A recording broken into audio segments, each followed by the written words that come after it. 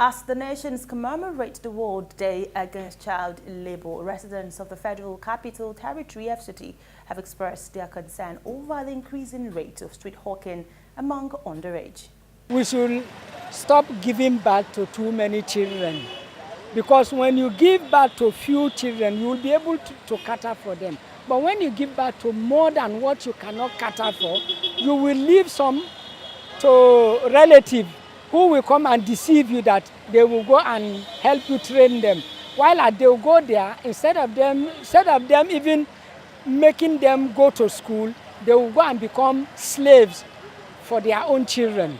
The truth is, when you talk about the Marjories and those that are always hawking on the street and begging or so, almost the 36 states here in Nigeria are, you must find most of these persons everywhere, last they are Marjories. And for them to be able to cater for themselves, they just have to beg on the street in order to see that they feed themselves. Aside that, I think it should not actually be discouraged, because that is the only way they can find a means of survival when it comes to maybe finding something to eat.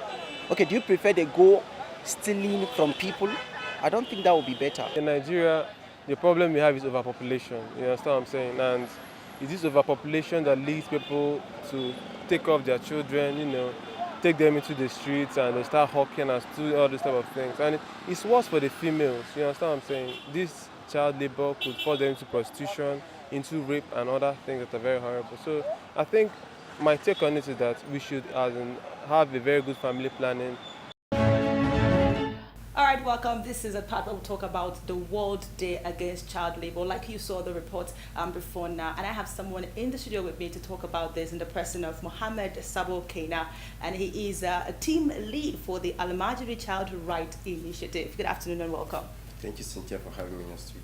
All right, so let's go straight. First of all, what do you think are the issues responsible for child labor? Talking about the street hawking, and most especially the Almajiri people, which we found mostly in the northern part of the country.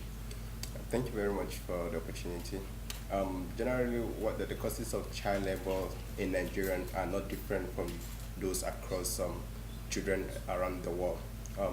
Widespread poverty, breakdown in family unit, cultural factors, and even educational opportunities for the young children who are involved in street hawking and even Almajiri are mostly the causes of child labor in Nigeria and of course in other parts of the world.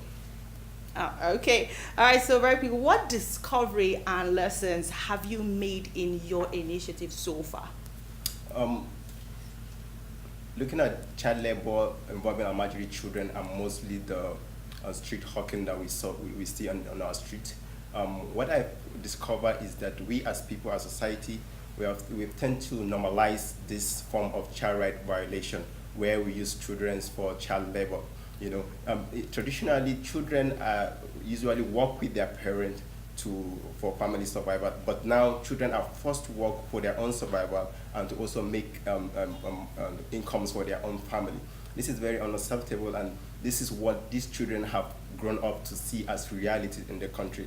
And this is what we must all work together to be able to protect them from it, because it's against their own fundamental human right. It's against their right that we have provided for them in our constitution and all other relevant laws in our country. All right, so very quickly before you go, as you are a major stakeholder in the child right labor, what would be your recommendations to the federal government on how to handle street hawking and of course child labor, talking about the Almajiri and every other person who is into this child labor? What would be your recommendation to the federal government? Ending the child labor in Nigeria and of course across the world, it requires a multidimensional approach that focuses on those things that bring about this, such as economic, cultural, social, religious, and legal. So my recommendation would be that they should have the government at all stake levels should have policies that focus on the following: expanding access to public school, free public education, increasing the social safety net where poor families that are vulnerable to sending their children on the street are being supported, and very community-driven sensitization and mobilization, where parents are enlightened of the effect of this child labor to their children, present and the future, and of course strengthening our laws that protects the vulnerable children. And let me also mention the children like IDPs who have been exploited because of their condition.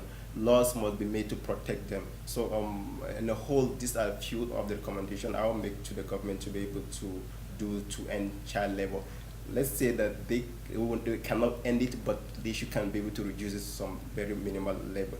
All right, but very importantly, is a social safety net that addresses poverty, which is the main cause of child labor across the world. All right, thank you so much, Mohammed Sabokina, for coming through. This is Television Nigeria. Don't go anywhere. Thank you.